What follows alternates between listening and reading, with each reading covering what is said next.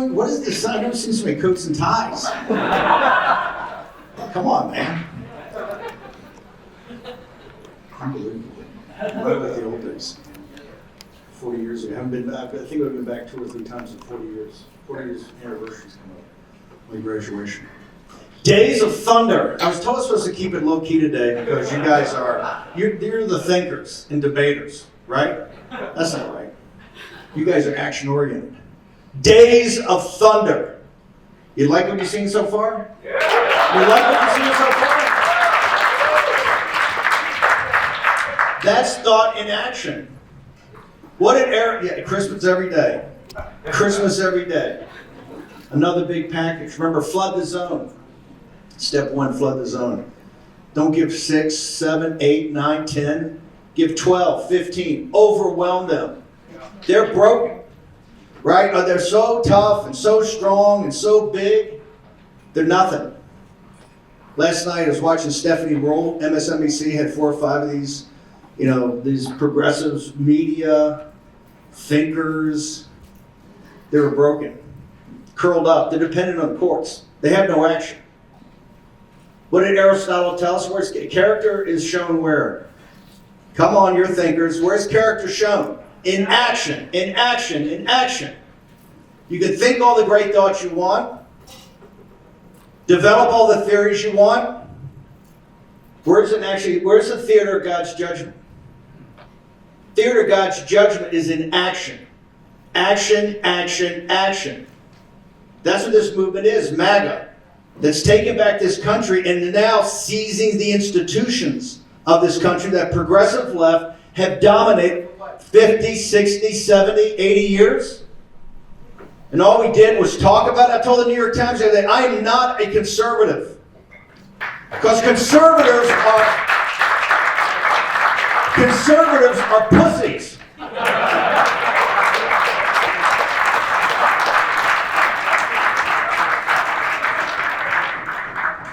Think about it for a second. Look at USAID, right? Look at all that. For years, this got debated in Congress. Mike Benz and even one of the theoreticians and Eli Crane and Matt Gaetz. Folks who watch War Room, we would stream it, I think the summer of 23. 2 and 3 o'clock in the morning. All night, these appropriations, because we wanted single subject appropriations bill, remember? And so they'd have these appropriations committees, and we had a huge audience that was watching it like 2 in the morning. And MTG, and Eli Crane, and Matt Gaetz, Andy Biggs, the typical people you see all the time fighting. We're up there going up to USAID. And it was not even voted at a committee. 2/3 of the Republicans said no. Paul Ryan did not let anybody even investigate it. Look what we found. Not only is it a cutout for the CIA to do all type of nefarious activities for the deep state, it funds billions of dollars into the tech oligarchs in the apartheid, city of Silicon Valley to suppress you. Besides funding every NGO to invade the southern border, to invade our country. This has been around for years. It's an open secret. That's what Washington, D.C. is. It's all open secret of what goes on. Remember the movie, you probably, maybe not old enough. You ever seen The Untouchables with Kevin Costner and Sean Connery? You seen that? Right? And they're sitting there and they're talking, and Sean Connery turns to Kevin Costner playing Elliot Ness and says, they're having a debate about what to do and how to stop whiskey during Prohibition. And the old Irish cop that Connery plays says, everybody knows where the whiskey is. It's who has the will. And he goes to an axe. He says, who has the will to go across the street and beat down the door? And that's the inflection point of the movie. That's when Kevin Costner gets the axe and goes and beats down the door. That's what MAGA is. That's what we're doing now. That's what Days of Thunder. This just didn't happen. Think about it for a second. President Trump, we win this come from behind race in 2016. And President Trump comes out of nowhere. I don't know if you're religious or not. President Trump, and I think he's more religious today, he says that. He's not particularly churchy. if you know what I mean. But he's an instrument of divine providence.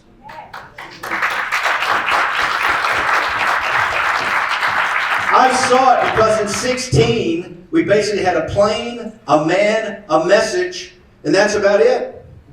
I stepped into the campaign, I think on August 13, 14, something like that, we're 10, 12 points down. The reason we didn't have a chance to do a get ready for transition, we only closed at the end.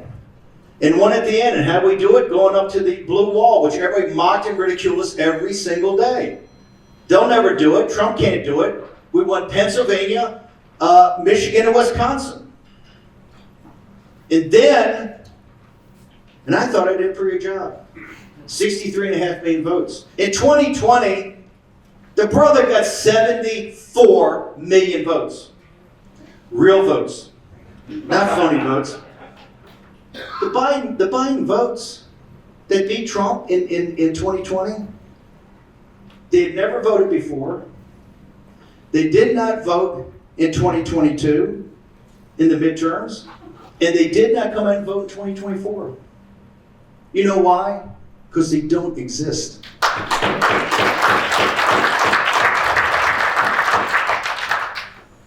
Of course the election was stolen. Now think about it for a second. When President Trump left Washington, D.C., there was a handful of people out at Andrews Air Force Base to see him off. You know, he was abandoned by the Republican Party, abandoned by the political class, abandoned by the media. Got down to Mar-a-Lago. Even a third of our audience, the hardest core MAGA, probably lost a third of the audience there for a moment. Because they didn't know. They said, what happened? Rupert Murdoch and Fox has died off of Trump for years. Rupert Murdoch sent out an email that came up in the trial and the depositions. He says, we're going to make Trump a non-person. Trump was not live on Fox for like a year, like 18 months. Because they're afraid he was going to talk about, the stolen election. He was abandoned. The great new hope was going to be Ron DeSantis or Nikki Haley or some Republican du jour. They're not going to be president of the United States. It's just not going to happen. We knew from the beginning, in those dark days of January of 2021, that Trump was coming back. We had his back, of course. He's on the hero's journey. There's a logic to American history. He had to come back. He had to take on Biden and the apparatus that stole it from him. And at that time, two things happened. You talk about populism, you know what populism is? It's the precinct strategy. Trump had, all his supporters, what they did, we went to ground and went to the very basics. Take it back precinct by precinct. The common man and common woman doing what? Using your agency. That's all the great philosophies in the world. Get up off your ass and get something done. And fight for it and do not back down. This is what they did. Day in and day out with the Republican establishment hating them. And we built momentum. You took over precincts, then you took over counties, then you took over state parties. And President Trump's movement started. Or rekindled, I should say. But at the same time, public intellectuals, people of ideas, said, we believe in this guy too. Now, I guess the rubric is now Project 2025. But there was many groups. It's Brooke Rollins and America First Priorities with Stephen Miller. It's Stephen Miller's America First Law. It's Russ Vought's Center for Renewing America. It's Dr. Roberts and the folks over at Heritage. Some of the most, at the vanguard of conservative thinking, went in for years and thought of these verticals, right? Everything, national security, economic policy, social policy, immigration, and tied it not just with ideas and policy, but built up cadres. Like there's some people that could work together, to network, to become subject matter experts. On when you win the presidency, you get 4,000 people to run the government. 4,000 political appointees. There's roughly 2.5 million bureaucrats, right? There's about 2.5 million uniformed military service. And then there's about 5 million contractors at kind of the management level. So there's roughly 10 million people, which kind of makes sense. It's a $6.5 trillion entity on revenue with, I don't know, 70, 80, 90 trillions of assets. You get 4,000 people. 3,000 can hit the tech place run on day one. All you need is a security clearance. 1,000 have to go through the Human Resources Department, which is called the Senate, for confirmation. They can slow that down. So Project 2025 and all the other groups were thinking of what would they accomplish? What would be President Trump's second term? How do you think Days of Thunder came about? Do you think they just thought it up on November 6th? This has been years and years and years of people working. And that's why, because when you go against an apparatus, because they're anti-democratic, just because you won an election, they don't care. Trump won in 16. Do you think they sat there and said, oh, this is great, we're just going to toss the keys to Bannon and Flynn and Navarro and Trump? No. They came up immediately with the Russia hoax, the nullification project, they call it. They try to nullify it. The same here. You're seeing the resistance start right now. Now, they're so broken because they weren't expecting this. They weren't expecting the scale, the depth, and the urgency.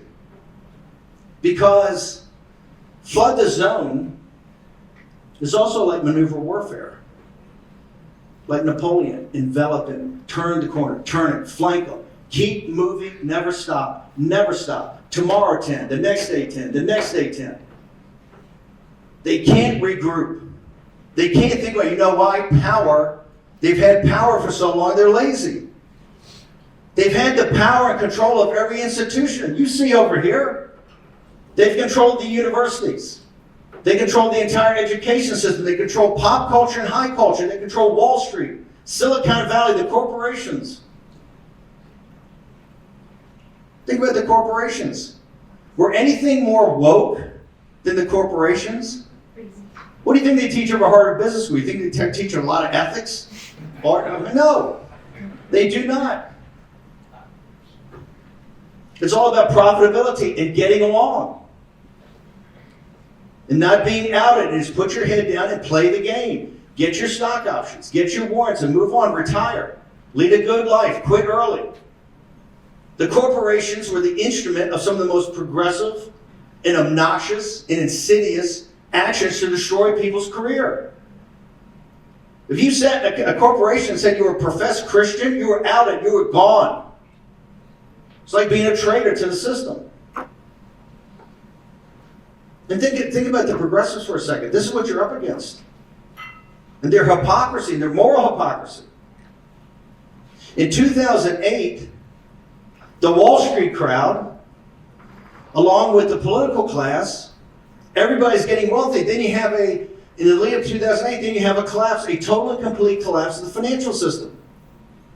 Lehman Brothers goes bankrupt on a Monday. On Thursday, my old boss, Hank Paulson, and Bernanke go into the Oval Office to see Bush.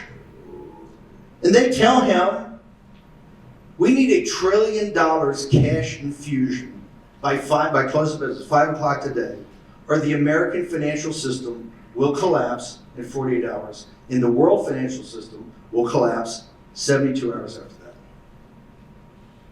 We know that because the congressional testimony was given later to exactly, those are almost quotes. Bush, a profile in courage,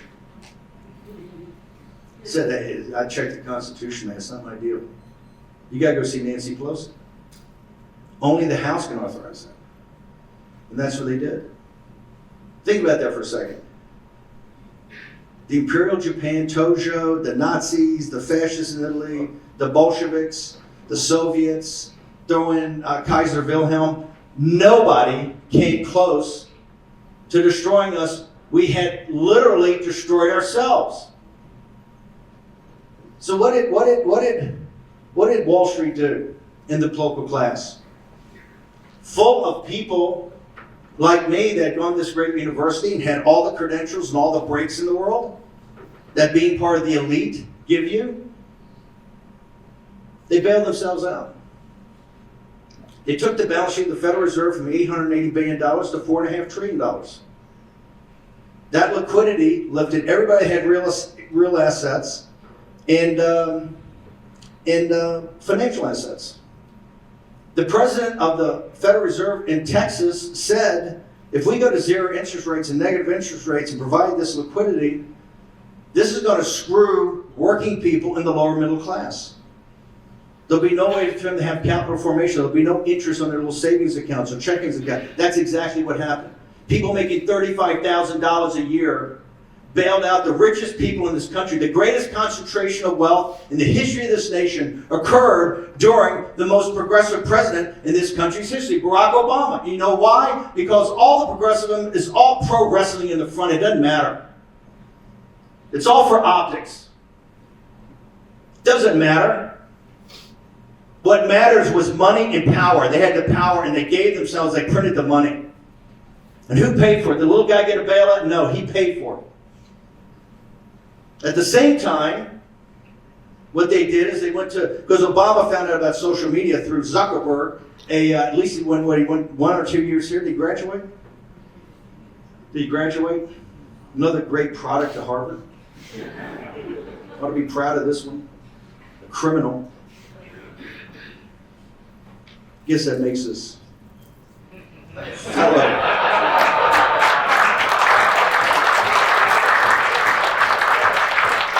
You talk about ideas. I went to a federal prison, not a camp. I went to a federal prison for an idea. That the J6 committee was illegitimate and violating the separation of powers, and on top of it, the president had executive privilege to do what he wanted. Hey. And I'm damn proud that I'm going to power coming out and how President Trump went in 2024 and execute on the days of thunder. And Nancy Pelosi is finished. And the people on the committee went to the White House and begged on their knees for a blanket preemptive pardon that nobody in the country's gotten. Why? Because of the crimes they committed on that committee. Which is sending over the criminal referrals on President Trump that have put him in prison for 300 years because they wanted him to die in a federal prison. And I can tell you in a federal prison, it is dangerous enough you can die in federal prison. Because of the horrible conditions and the drugs and treating people like animals is what you're treated like in a federal prison. And look how many people from J6, the same people that did that, they understood their crimes. That's why they begged. They crawled on the floor and begged for a pardon, including the staff that perjured themselves against everybody. What happened in Silicon Valley? The bailout of Wall Street's one of the worst bailouts, the bailout of the oligarchs. We have an oligarchy in this nation, a powerful oligarchy, that the populace, and hopefully some of you will sign up, have to take on. We have to take it down. What is it? Since we were a hegemon after the collapse of the Soviet Union, the political class, led by the progressives, Obama, they went and made a deal. The deal was to the apartheid state of Silicon Valley, is that we will allow you to become the richest people on earth. We will not have the Justice Department ever touch you. There will be no monopolistic inquiries about you at all. In fact, you won't even have to be capitalist. Because capitalism is about markets and profit. And what they are is about digital platforms and rent. They are rent seekers. But the Faustian bargain was that since we're a hegemon, we will give you this unlimited wealth and unlimited power, but you have to keep the commanding heights in the algorithmic age, in social media, and in artificial intelligence. And over the last week, we have found out that's a lie. TikTok is, regardless of the CCP owns it or who owns it, it's orders of magnitude more sophisticated than what these folks have come up with. People know that. The Chinese Communist Party knows that. They won't even let TikTok on the mainland to their own children. And look at artificial intelligence. Artificial intelligence, their theory is brute force computing, to the fact they're going to forget about climate change because now you need 10 times more power. And we'll put nuclear plants or coal burning plants and put them in state parks, federal parks. Put them to get the data centers everywhere. Why? Because it needs power. And when they need power, it's okay.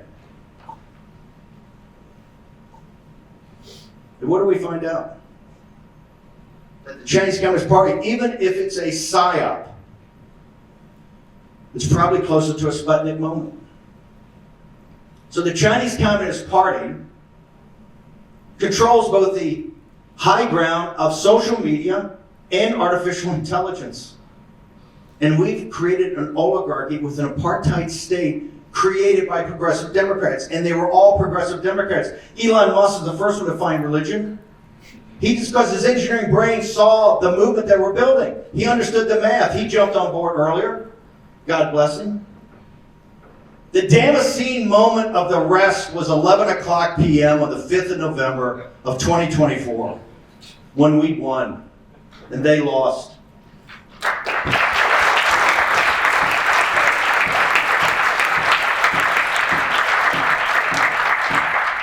They are the worst people on earth.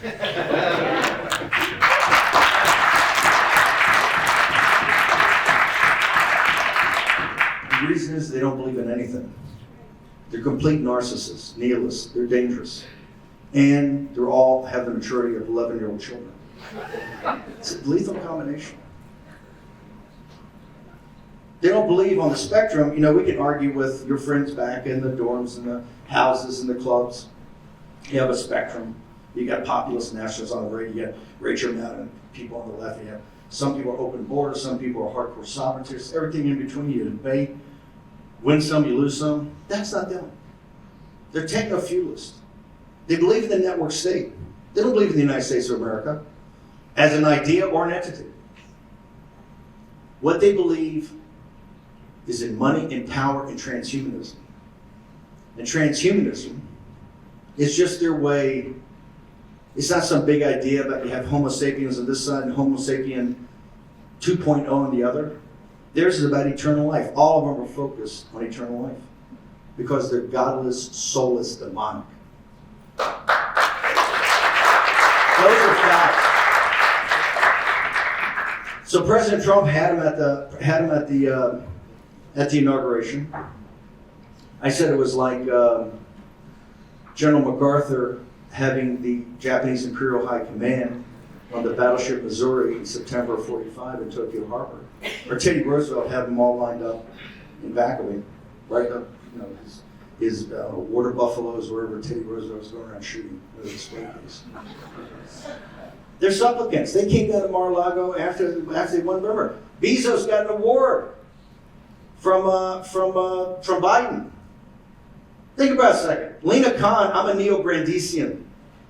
I believe strongly that antitrust has to be in this country to stop immense concentrations of power privately and to join in publicly. That's where you don't have a country. That's where you have state capitalism like in China. Remember, the big deal, the Chinese are going to become a more liberal democracy as we put them in the World Trade Organization and most favored nation. All of it didn't happen. Our model is like theirs. I know this because my social credit score got me debanked, deplatformed. You do understand, I am not on any platforms. We are totally, I'm deplatformed in perpetuity on every significant social media platform. And I wear it as a badge of honor. We're the #2 political podcast in the nation in back of Obama's guys, Pod Save America. It shows you if people want the content, they will find the content. But I'm not going to beg and scrape in front of these people. Pardon my French, they go fuck themselves. Sorry if that's offensive.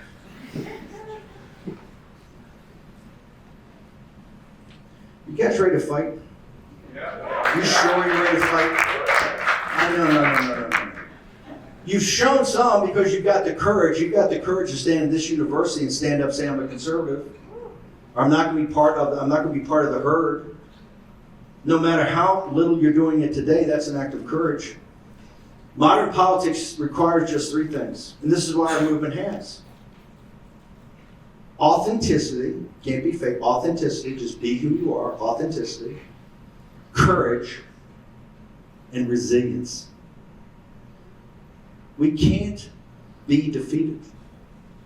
We have been down, we've been smashed. People have been jailed, people have been debanked, people have been deplatformed. Trump, all credit cards gone, debanked. Everybody around me, off the social media platforms. The reason the FBI, these people were so arrogant, they were like the American Gestapo. When I'm in Danbury prison, I got these guys, the holiest people I've ever met, the people, the right to life, they're praying the rosary in front of abortion mills. They have 5, 6, 7 years in a federal prison, not a camp, but a federal prison. And they're living in the most dangerous cell blocks. To break them. They never thought, the reason they're so arrogant, they never thought we'd come back. They didn't understand the resilience. And the resilience comes from ideas of what you believe. And you embody those ideas and you use what's called agency, human agency.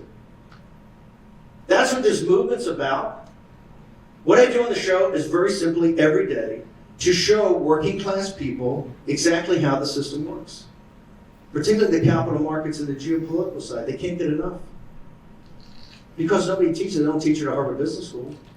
Parts of one class. They don't want you to know it.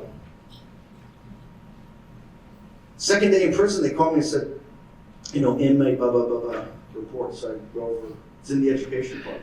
So everybody's got to have a job here. I go, okay. They said,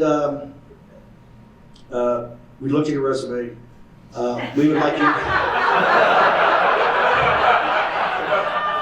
Said we would like you to teach.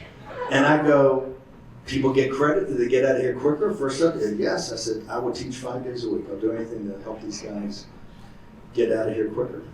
And they said, great. I said, do you have any ideas? They said, yeah, a class just opened up. A guy got out. Would you be interested? I said, what is it? They said, civics.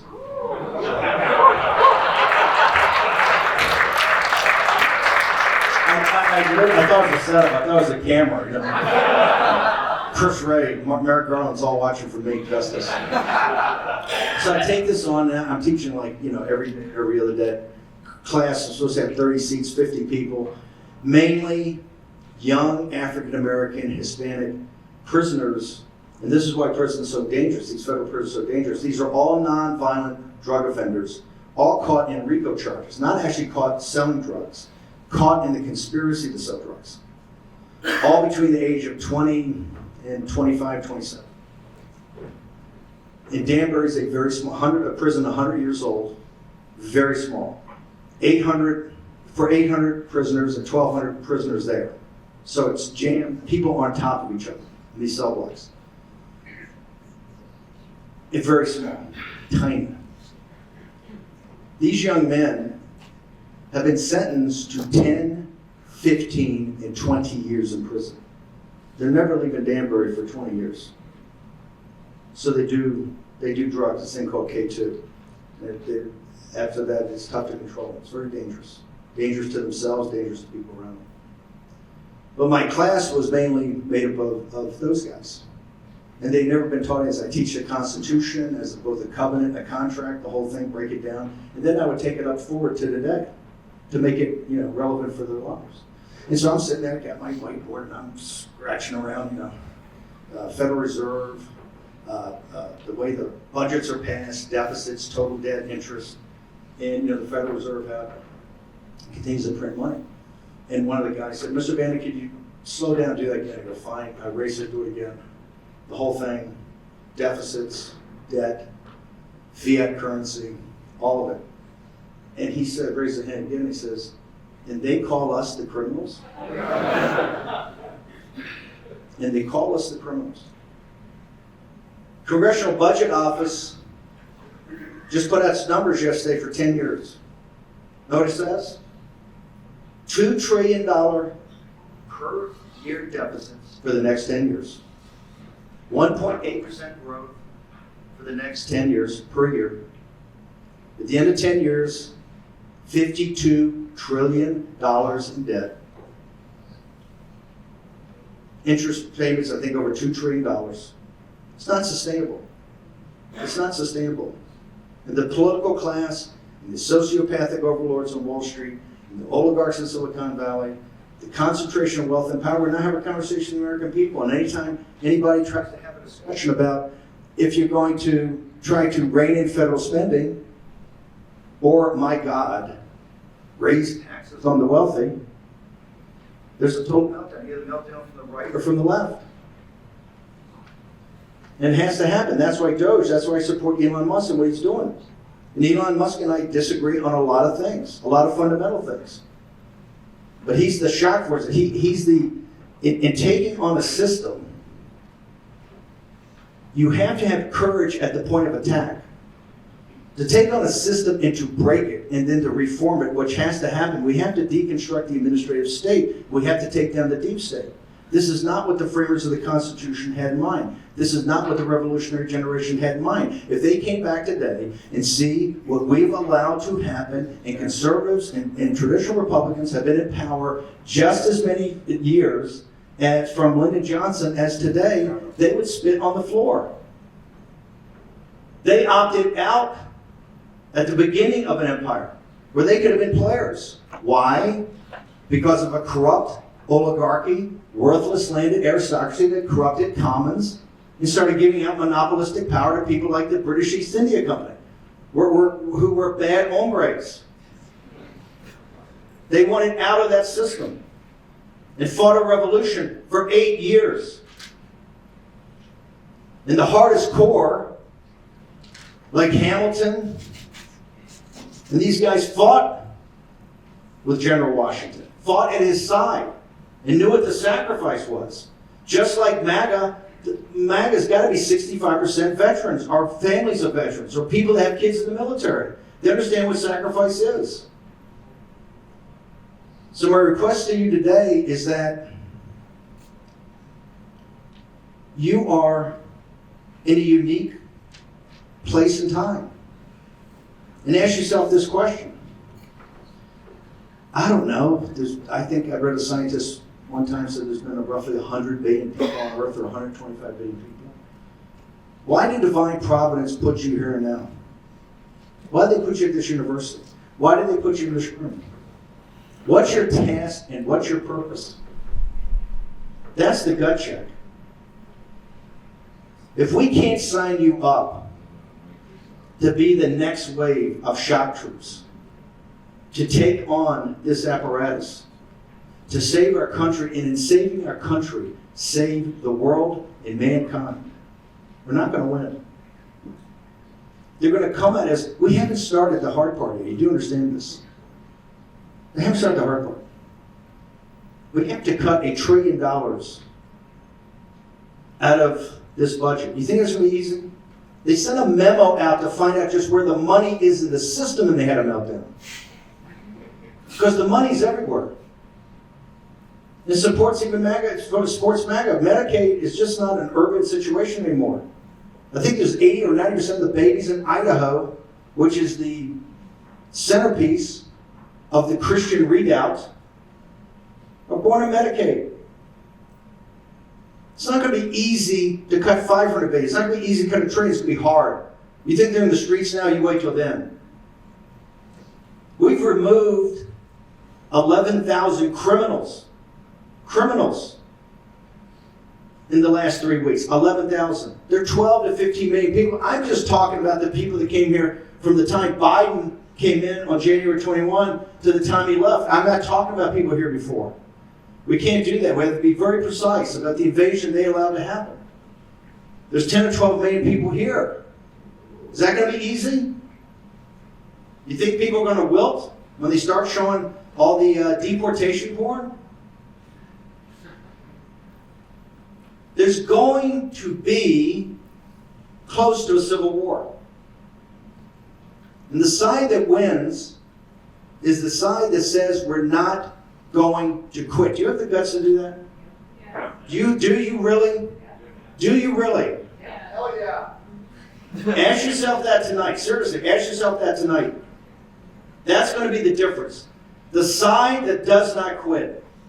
The side that has their objective. The side that is unrelenting and believes in their core being, not just your heart, your being. That's the side that's going to win. And everybody in the world, your friends, your colleagues, the law firms you work at, the big businesses you work at, your neighbors, Your significant others are going to say, you've got to stop this. It's insanity. We're being outed. We can't be in the club. We can't do this. Our friends won't have us over anymore. Our kids can't go to this school. You can't be on the PTA. And eventually you're going to get debanked and deplatformed. We're not going to be in control forever. We're not. It's not the way it works. We're going to have times when we're out of power, but you have to press on. You have to fight. And if you're relentless and driven and focused and pure of heart, we'll win. And if we win, they'll talk about you hundreds of years from now. Because this is just like the Revolution, it's just like the Civil War, it's just like the Great Depression of World War II, it's the great fourth turning in American history. And you, I'm here to start this fight. Trump's here to start this fight. This fight's not going to end with us. It's not going to end in a couple of years. It's not going to end in one term. Are you kidding me? This is going to go on and on and on. It took us 60 or 70 years to get here. So it'll take us 30 or 40 years to get out of here. And you are going to be at the center of it. That's why it's so important for you today to find out who you are. As Aristotle said, it is action in which character is revealed. The theater of God's punishment is the theater of action. That's where you're going to end up. That's where this education should lead you. That's where all the benefits you've had from the greatest nation in the history of the earth and the most powerful nation in the history of the earth has placed you here now at one of its greatest institutions, a very flawed institution. That you saw the flaws when you were here and said, they're not going to stamp me out. It's just another one. I am going to rebel. I'm not going to go along with this. I'm going to follow my own North Star. If you're relentless, we win. If you quit, not only do you lose, not only does our movement lose, but the nation loses.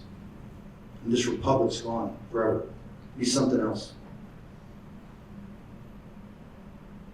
I'm not here to pat you on the head and tell it's all going to be great. It's not going to be great. It's going to be hard. It's going to be tough.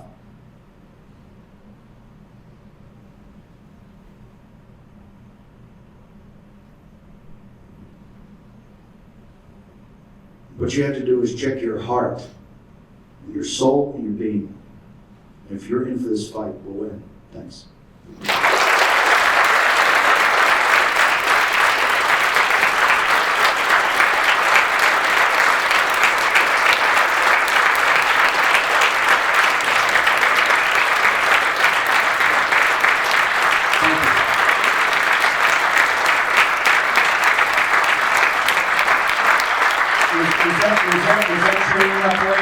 Okay, the bar's open.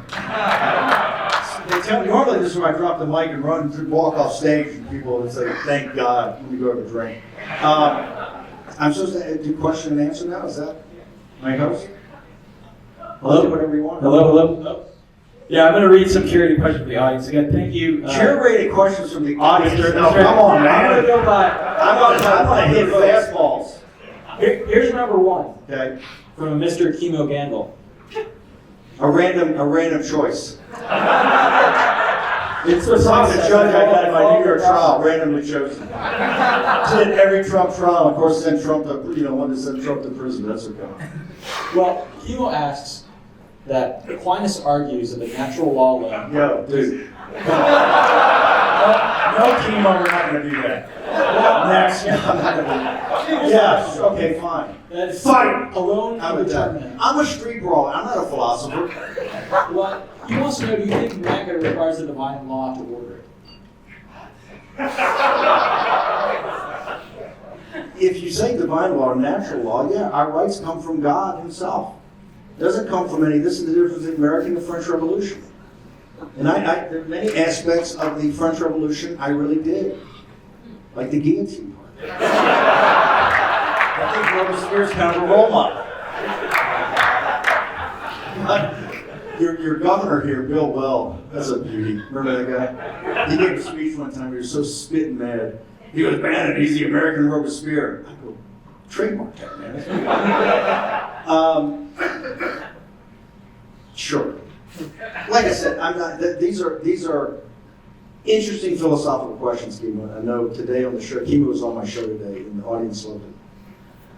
I think People have roles, right? I'm a street fighter, right? I'm not. You guys do the philosophy, that's fine, but I know where it's applied, and that's in taking this country back. Listen, the greatest resource we have is the American working man and woman. It's gotten us through every jam. The Revolution, the Civil War, Great Depression, World War II. They always come to the right decision. And once you channel that power and let them know what their power is, their agency, you can't stop it. This is why the Trump movement, remember, this is why we're building a coalition. Starr County, Texas, is the most Hispanic county in the United States. Hardscrabble, South Texas, right? 97% Hispanic. We lost it in 16 by 60 points. President Trump won it in 24 by 16 points.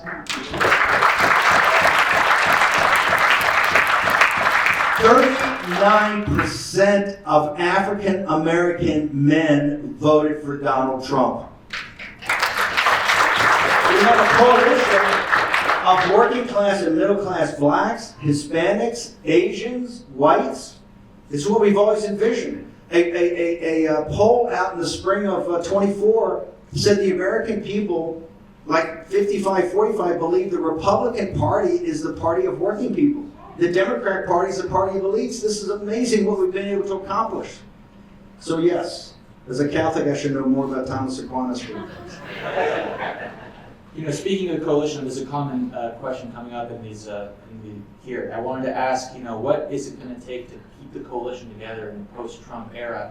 Is he going to have to crown somebody as his successor? I mean, what does that look like? Let's not get ahead of ourselves. No, all it's because you meet these Republican donors years ago. Who's going to run for president-elect after Romney wins? I go, don't worry about it. What history shows us, it appears. There are people in this country today working a MAGA and working left. You have no earthly idea who they are. This is what a fourth turning is. Look at the Civil War. At the start of the Civil War, Sherman is the head of a military school in Louisiana. Grant's a drunk working at his father-in-law's store, I think, because he can't get a job. Lincoln is a failed congressman, one-term congressman. Look at all of it. Look at World War II. Look at the Revolution. Eventually, look at the transition from the revolutionary generation to the founders and the framers and the builders of the nation. It'll come. It will come from this room. There are people sitting here now that are going to be leaders in this movement in 5, 10, 15, and 20 years, a bunch of you. And people you went to school, on the other side of your classes. It just will be. Don't worry about what Trump's going to crown. Worry about winning tomorrow. And make sure that we're on the right path. Make sure it's directionally correct. If you've got an expertise, jump in and learn more about it. This is what Project 2025 was. It was taking years of people working together and networking. Just do that. History will take care of the rest. The movements of history, the way American history turns. This is why when people said, well, how did you know Trump? It was so obvious after the financial crisis. When they were in Bush's office, I said, when they left the Resolute desk and went up to see Nancy Pelosi, that lit a fuse on September 18th of 2008 that went off at midnight on the 8th of November of 2016. Because every financial collapse always has a populist reaction. It's just so, the Democrats are so messed up with the donor class and the credential class you see over here. That's what they're training the credential class. They don't care about the people. They got a bunch of plebeians and the spies. We took the working class. We took the lower middle class. Because we said, we're going to listen to your problems. We're going to try to solve your problems, particularly your economic problems. Look what President Trump said on the tax bill. No tax on tips. No tax on overtime. No tax on Social Security. Unfortunately, I had to say this over and over again. You're not going to be able to give the Trump tax cuts to the wealthy. In 2017, when I sat in the Oval Office in June and said we have to raise taxes on the upper bracket, I was right and the Wall Street Journal was wrong.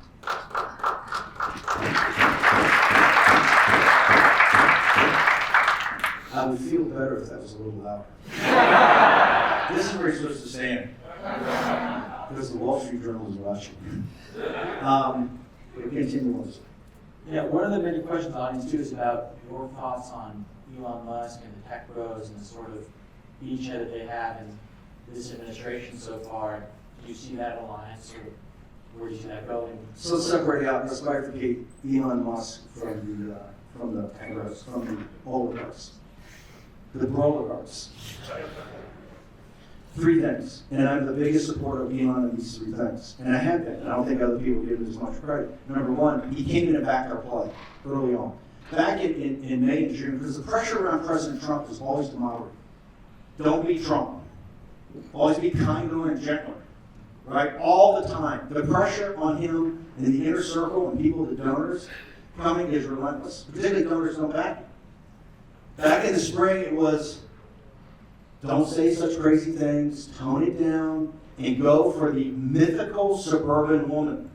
Right? Man, after 7 years, I'm so tired of hearing that.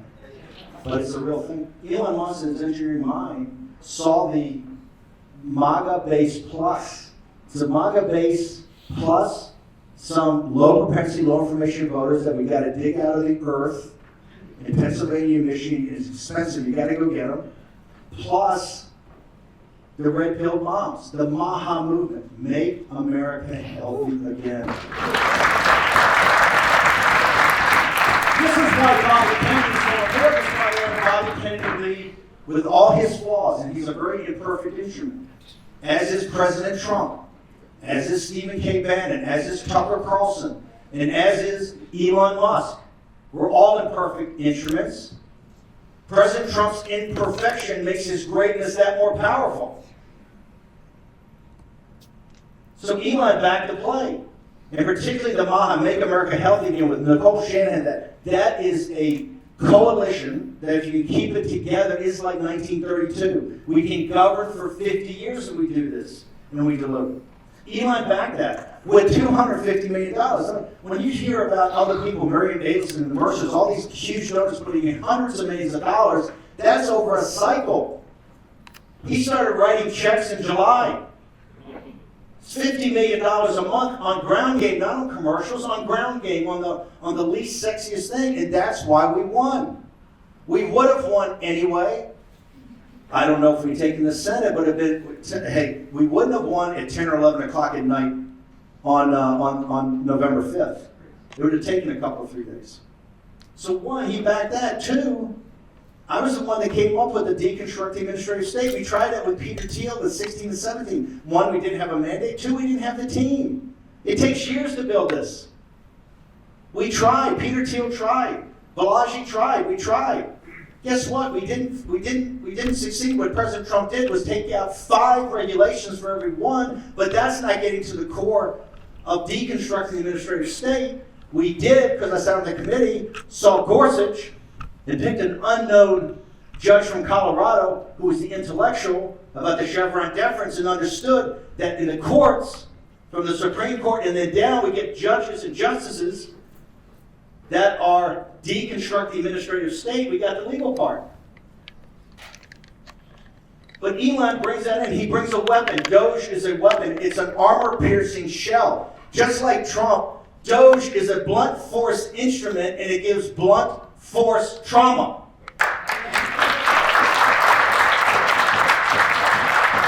Courage on the point of attack. Courage on the point of attack. Now, where we disagree, and where I had to do some work, is hammer every day on the show, you must cross the Potomac. You have to go south of the Potomac. You have to take on the Defense Department. I spent 8 years of my life as a naval officer, 3 or 4 at sea on a destroyer in the North Arabian Sea, Persian Gulf, Western Pacific. My daughter's here today is a West Point grad, served with the 101st in Iraq. We have skin in We have skin in the game. I'm no dove. But you can't spend $900 billion on defense and not win wars. If you're going to stop the $2 trillion deficit, you have to cut federal spending. You're not going to be able to cut federal spending on social programs in Medicaid because you're never going to be able to touch entitlements. Because the little guy's got 2 contracts, he's got Social Security and Medicare, he's not going to let the political class touch him because he thinks they're all liars. You know why? They are. They've done nothing screwing. They bailed out the banks on his money, and they're about to give, what the tech bro said about China, they want a $500 billion bailout today. And what they're going to sit there and say, oh my God, the CCP's going to take over AI. The CCP's got a TikTok. We need money. We need a Mercury space program. We need a Marshall program. They need taxpayer money. They need a person making $35,000 a year to put more money in so they get wealthier. I'm the guy in 2017, who was the person that threw Elon Musk out of the White House every day? Me. Because he come in on the EV and he wants these tax credits. I said, dude, you're asking for somebody making $35,000 a year to underwrite you in these venture capitalists. There's plenty of money. It just means the returns over a longer time and they're lower, and you own so much of the company, you just have to own less. That's the solution. You're not taking for the little guy, and President Trump, boom, done. Just like he's doing now. That's and the third is that I spent all this time in Europe with Alternative for Deutschland and Brexit. Nigel Farage says if Breitbart in London hadn't been around, there would have been a Brexit because the Telegraph and other conservative news would support it. Elon Musk has gone over there and look, he's got the 2 tactical nuclear weapons of modern politics. He has unlimited money.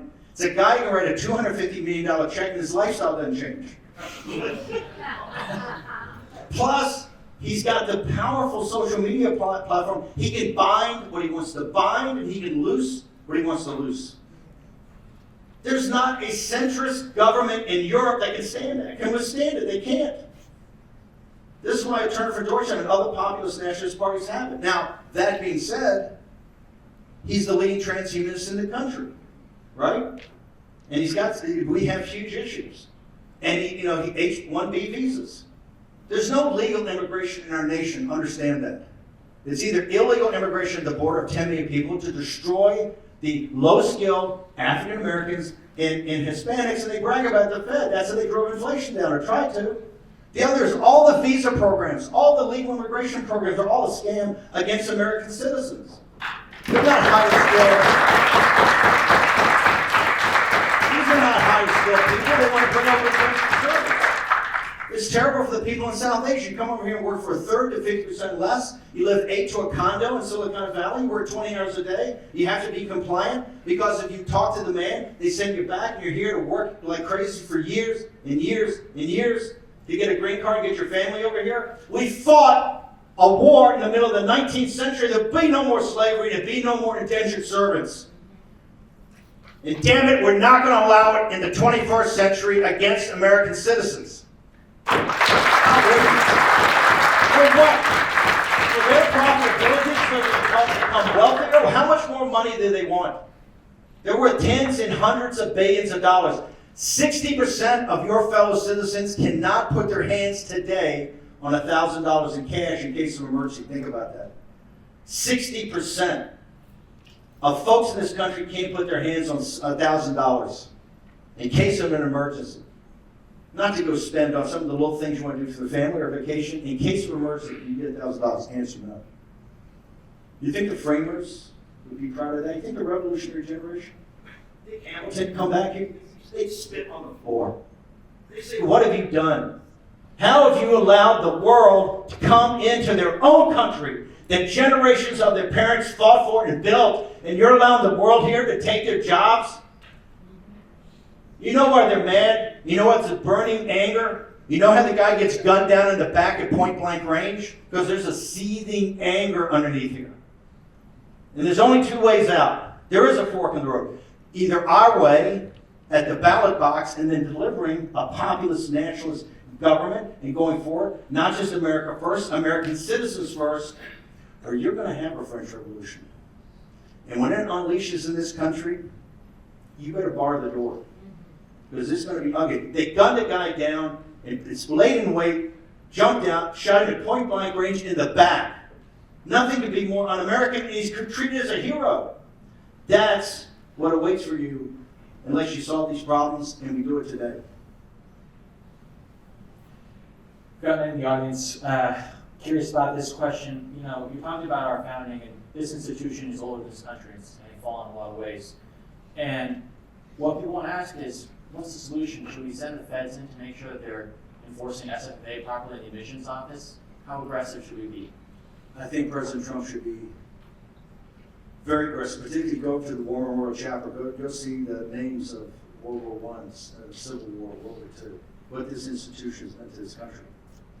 The revolutionary generation, the framers, World War II. This is great institutions. The great men and women have come from here. They built this nation.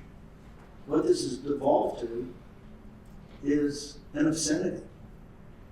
I've told President Trump, and I think Amy, if she's still here, Professor Wax said today. She said today, was it Title VI? We have to go into these elite institutions, cut out all the money. They shouldn't get any federal money. First off, cut their money off. That's the mother's milk of this. Once you cut the money off, to them that's a bitch slap, right? They'll start paying attention. You have to root it out, and you have to root out the elite universities. You're gathering, it should be 70% of the university. It's not. It's a handful of rebels. And by the way, you risk every day getting the good jobs, going to the right firms, working at the right investment banks. You understand that. It was very courageous for Sam and for Chemo to come on the show today. Very courageous.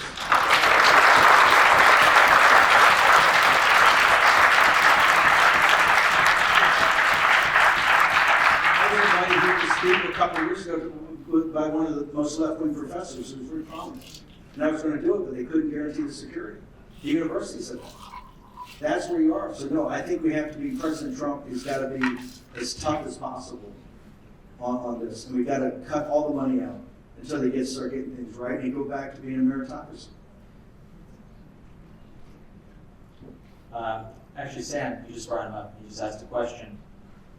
Is it possible to have a family while still being able to make the sacrifices to save the nation? It's a great question. Well, in the revolution, Sam Adams, there's the families that really got this done. The women were the kind of unheralded heroes of that. If you look at the development of the country, particularly if you're out west, I have some places out west that's unbelievable what people have done. It's going to be hard. It's going to be hard. I'm not kidding you. Having relationships. And I don't blame any of my 3 divorces on this. That's just because I'm an asshole. No, but it's tough. It's very tough. And it's going to be tough. You're going to be challenged. Listen, think about it. You spent all this time, you performed your entire life, you're in one of the great universities, great jobs await you. You understand because of your politics. Think about if we hadn't won. Think about if we lost or stayed in play. First off, Trump is going to, they're going to indict all of us right afterwards. Jack Smith. They wanted Trump in prison. They wanted Trump to die in prison. So think about y'all. If we had lost, you wouldn't be having this gathering today. Be half the size. Be half the size. That's what I said, courage, as they say, is the most important of all virtues, because it's upon courage that all the other virtues rest. It's not easy, and Sam, it's not going to be easy. It's going to be tough. So it's one thing you got to think about. Obviously, we're all for families, and I come from 5 kids in my family, great family. I will tell you, knowing the wealthy and powerful throughout the world, the most important thing is the parents, right? I saw this in prison. I see this when I'm dealing in Washington, D.C. It's always the parents. Your parents, what your parents give you, you can't be replaced. Not enough money can do it. I'm sure the vast majority of you came from very stable homes where parents have said, work, focus, education, and did everything to make sure that you could get there. That is not the norm. That's why society's broken. So yes, you should have it, but I don't want to sugarcoat it. It's hard, particularly when, if Hakeem Jeffries wins the House, he's going to impeach Trump. That's 22 months away or 23 months away. We're going to be back in it. So don't think this is over. This is going to go on and on and on. And one day, you guys are going to leave. With that, I'm going to take my leave.